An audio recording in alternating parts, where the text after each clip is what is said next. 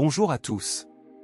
Aujourd'hui on vous raconte et on vous montre comment nous sommes partis de cette image de Zinzin Préparation, que l'on félicite pour son titre de vice-champion, pour arriver à cette plaque que nous avons fraisée pour lui sur notre petite tout triste ETC 450. On commence par tracer sur EasyMill l'encadrement de notre plaque à usiner. Ensuite, on ouvre l'image qui servira de modèle. Elle s'ouvre dans l'utilitaire d'IMG2VEC. On va maintenant pouvoir supprimer le fond d'écran, et le faire apparaître en blanc grâce aux fonctions de modification d'image.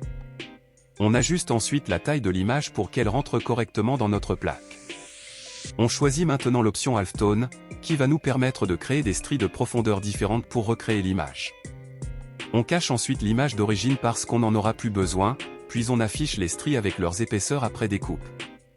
Après avoir changé les couleurs pour que le visuel ressemble au rendu final, on donne à IMG2VEC les caractéristiques de l'outil qu'on utilise, pour qu'il calcule la profondeur de pénétration maximale de l'outil au moment de la découpe.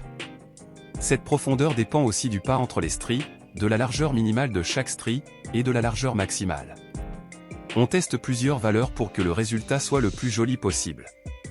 Une fois que c'est fait, on peut revenir dans EasyMill après avoir choisi un tracé centre 3D seul, qui envoie à EasyMill la ligne centrale de chaque strie, avec la hauteur de pénétration de la fraise, en fonction des caractéristiques de l'outil que vous avez défini plus tôt. De retour dans EasyMill, on fait quelques petites retouches pour positionner correctement nos éléments sur la plaque. Ce que vous voyez ici, une fois qu'on a caché l'image d'origine, c'est donc le parcours d'outils.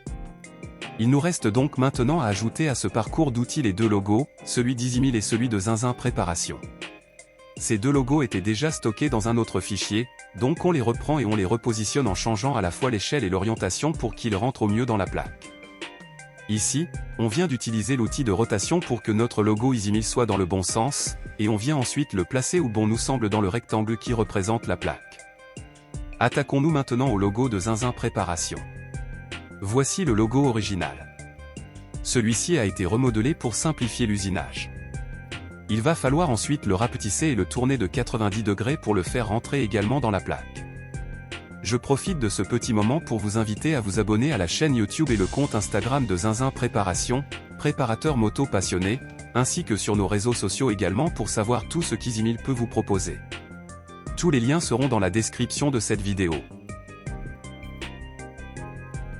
Maintenant que nous avons ajouté la géométrie des logos, on crée des profils dans EasyMill.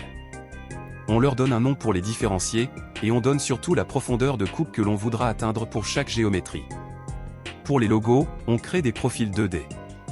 Pour la moto, ce sera un profil 3D, puisque la profondeur de coupe n'est pas la même partout.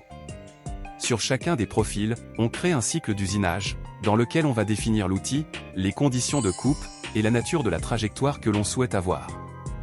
Pour les logos, nous choisissons un cycle de suivi de trajectoire pour que l'outil suive la géométrie sans se décaler, à une profondeur et une vitesse d'avance constante. Globalement, on choisit le cycle, l'outil, et les conditions de coupe normales pour cet outil. Comme vous pouvez le constater, c'est plus long à dire qu'à faire. Pour la gravure de la moto, on crée un profil 3D, puisque les traits que l'on voit ici en vue de dessus ne sont pas plans. À ce profil 3D on ajoute ensuite un cycle de suivi de trajectoire 3D, puisque si notre gravure donnera des traits de largeur variable, c'est justement dû au changement de profondeur de cette gravure. On sélectionne le même outil que précédemment et c'est terminé. Lors de premiers tests avec le même type de plaque, nous avons constaté qu'il fallait être particulièrement précautionneux avec les conditions de coupe. Il ne nous est pas possible d'usiner d'un seul coup sur toute la hauteur puisque le matériau que l'on usine est fragile et la couche de blanc sur notre plaque a tendance à se décoller et à partir si l'on engendre trop de vibrations. On a donc décidé de dupliquer notre usinage 4 fois et décaler en Z notre parcours, et obtenir des passes où le volume de copeaux enlevé sera constant. Après avoir dupliqué nos cycles, on règle sur chacun d'eux une valeur de décalage en Z. Si vous voulez apprendre comment calculer ces valeurs de décalage en Z, dites-le nous en commentaire et on en fera une vidéo.